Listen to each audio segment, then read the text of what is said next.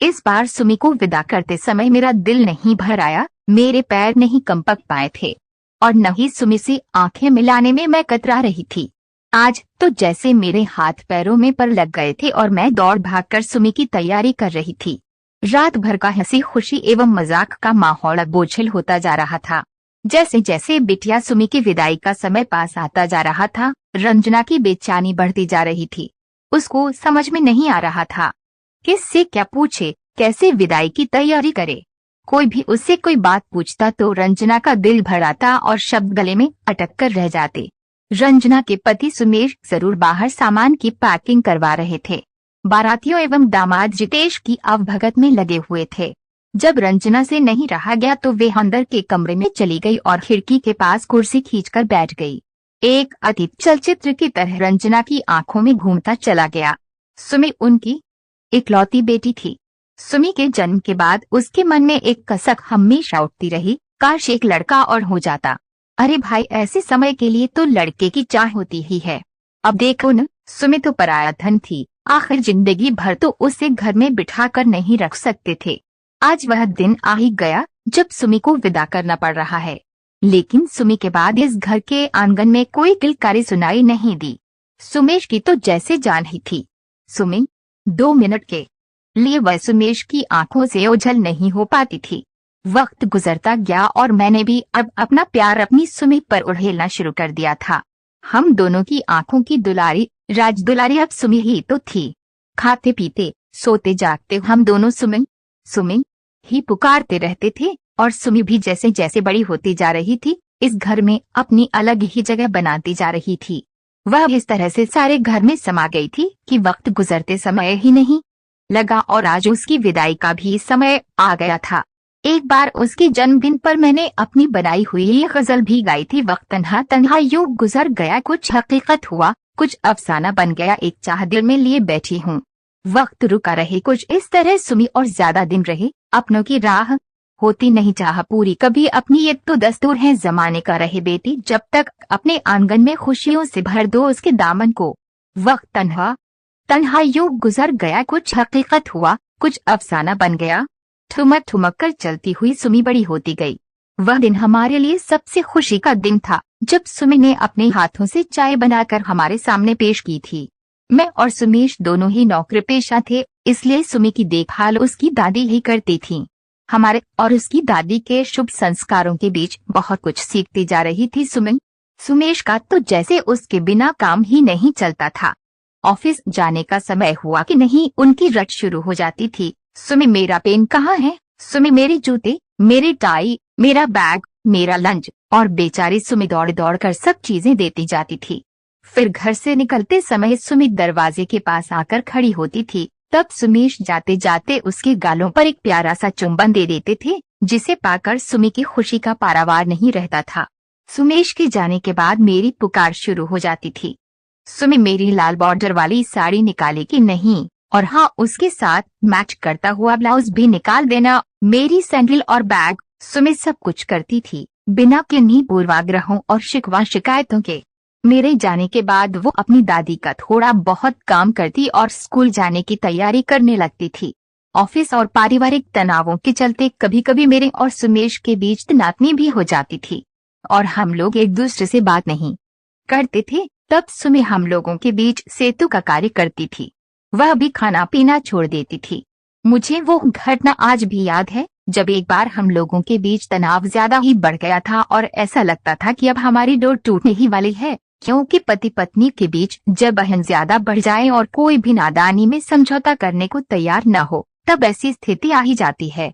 तब सुमी की आंखों से अनवरत आंसू बह रहे थे। उसने भी कुछ नहीं खाया पिया था और वह बोली थी, क्या आप लोग अपनी बेटी सुमी की खातिर समझौता नहीं कर सकते? उसके बाद से हम दोनों का अहन न जाने कहाँ चला गया था और सुमी को अपनी बाहों में समेटे हम काफी देर तक रोते रहे थे। फिर हम दोनों ने सुमी की खातिर प्रण किया था कि अब हम कभी नहीं लड़ेंगे। समय अबाध गति से गुजर रहा था और सुमी ने बीएससी कर लिया था। इसके बाद उसने पीएससी फेस करके सांख्यिकी विभाग में सहायक संचालक का पद हासिल कर लिया था। इसी के साथ हमारी चिंता भी बढ़ गई थी और सुमी के लिए अच्छे लड़के की तलाश हमने शुरू कर दी थी। लेकिन जब भी उसके लिए मैं लड़का देखने जाती एक कसक जरूर उठती कि काश मुझे भी एक लड़का होता। मेरी चिंता उस समय को लेकर ज्यादा थी जब हमारे हाथ पैर थक जाएंगे, हम पति पत्नी दोनों कमजोर हो जाएंगे, बीमार हो जाएंगे, तब हमारी सेवा देखभाल कौन करेगा। हालांकि मेरी सोच समसामयिक थी, लेकिन सोच से ज्यादा यह मेरी अत्यधिक चिंता थी। अरे रंजना, तू यहाँ बैठी है, वहाँ तेरी पुकार मची हुई है। सुमी और जितेश मंडप के नीचे बैठे हैं। अपनी बड़ी बहन साधना की आवाज सुनकर मैं चौंक गई थी और जल्दी से अपने आंसू पोंछती हुई कमरे के बाहर आ गई थी। जिस सुमी को मैंने अपनी गोद में बिठाया था, अपने हाथों से खिलाया था, उसी का सामना करने से मैं कतरा रही थी। मेरी अपनी सुमी आज पराई हो गई थी। सुमी बार बार आंखें बचाकर मुझे देख रही थी और मैं उससे बचने की कोशिश कर रही थी। सच में बड़ा कड़ा दिल चाहिए अपनी बेटी की विदाई के लिए। इस बात का एहसास मुझे आज हो रहा था। सामान बस पर चढ़ाया जा चुका था, बाराती बस में बैठ चुके थे और अब मैं यंत्रवत सी सुमी के गले लगने के बाद जितेश की परछन उतार रही थी। इसके बाद क्या हुआ मुझे होश नहीं रहा, क्योंकि रोते रोते मैं बेहोश हो गई थी। 10 दिन गुजर गए थे, सब कुछ सामान्य सा होता जा रहा था। सुमी की जगह अब मैं और सुमेश अपना अपना काम करने लगे थे। उसकी तस्वीरों का एल्बम निकालकर हम काफी देर तक देखा करते थे। फिर पहली विदा के लिए सुमेश चले गए थे। सुमी अपने ससुराल में बहुत खुश थी। जितेश उसे बहुत चाहता था। इसी के साथ मुझे ये भी मालूम हुआ कि जितेश अपने माता पिता का भी बहुत ध्यान रखता है और सुमी को भी यही समझाता है कि इसी तरह से उसे भी अपने सास ससुर की सेवा करनी है। इस बात से मेरा सोया हुआ भूत फिर जाग गया कि काश मेरा भी लड़का होता। अब मैंने निश्चय किया कि सुमी को यहाँ बुला लिया जाए और जितेश का ट्रांसफर यहीं करवाकर उसे घर जमाई बना लिया जाए। आखिर ये घर और पैसा किसके लिए है। इसलिए मैंने सुमी के मन में ससुराल और सास ससुर के लिए जहर घोलना शुरू कर दिया। पहले तो सुमी उसे नजरअंदाज करती, लेकिन धीरे धीरे वे मेरे कहने में आने लगी। सुमी को देखकर एक बार मुझे अपनी शादी के शुरू के दिन याद आ गए थे। सुमी कितनी सुंदर लग रही थी। माथे पर बड़ी बिंदी, कान में बड़ी बड़ी लटकन वाली झुमकी, हाथों में लाल चूड़ियों के दोनों तरफ सोने के कंगन और पैरों में 3-3 बिछे। सच में मैं भी तो कुछ सुमी जैसी ही दिखती थी। हमारे पड़ोस वाली शर्मा बहन जी ने तो कहा था, रंजना सुमी बिल्कुल तेरे ऊपर गई है, बड़ी होने पर देखना सुमी कितनी सुंदर लगेगी। 24 दिन सुमी के रहने के बाद जितेश उसे लेने आ गया था। जितेश मिलनसार था और थोड़े ही दिनों में हम सभी से घुल मिल गया था। धीरे धीरे मैंने उसके मन को भी टटोलना शुरू कर दिया और सुमी के माध्यम से भी मेरी बातें उस तक पहुंच रही थीं। इन्हीं बातों से घर का वातावरण थोड़ा बोझिल सा हो गया था, लेकिन जितेश अपनी समझदारी से सभी परिस्थितियों का सामना कर रहा था। इसी बीच सुमेश को दिल का दौरा पड़ गया और अत्यंत गंभीर अवस्था में उन्हें अस्पताल में भर्ती करना पड़ा था। सुमी और जितेश ने रात दिन एक कर दिया था। नर्सिंग होम में शुरू में जितेश और मैं ही रुकते थे, फिर जितेश और सुमी रुकने लगे। एक दिन जब मैं नर्सिंग होम पहुंची तो अचानक जितेश की आवाज सुनकर दरवाजे पर ही रुक गई। जितेश सुमी से कह रहा था, देखो सुमी, तुम्हारे मम्मी पापा का सहारा अब हम दोनों ही हैं। यहाँ इनकी देखभाल भी करनी पड़ेगी। वह तो भगवान का लाख लाख शुक्रवार है कि हम लोग यहाँ थे, नहीं तो मम्मी अकेली बहुत परेशान हो जाती। मेरी तरफ से तो तुम्हें पूरी छूट रहेगी कि तुम मम्मी पापा का पूरा ध्यान रखा करो और यहाँ आया जाया करो।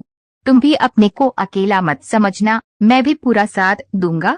एक तरह से देखा जाए तो अब मेरे ऊपर दो माता पिता की सेवा का भार आ गया है। और इसी के साथ जितेश हंसने लगा था। जितेश की बात से मेरी आंखों पर से पर्दा उठ गया था।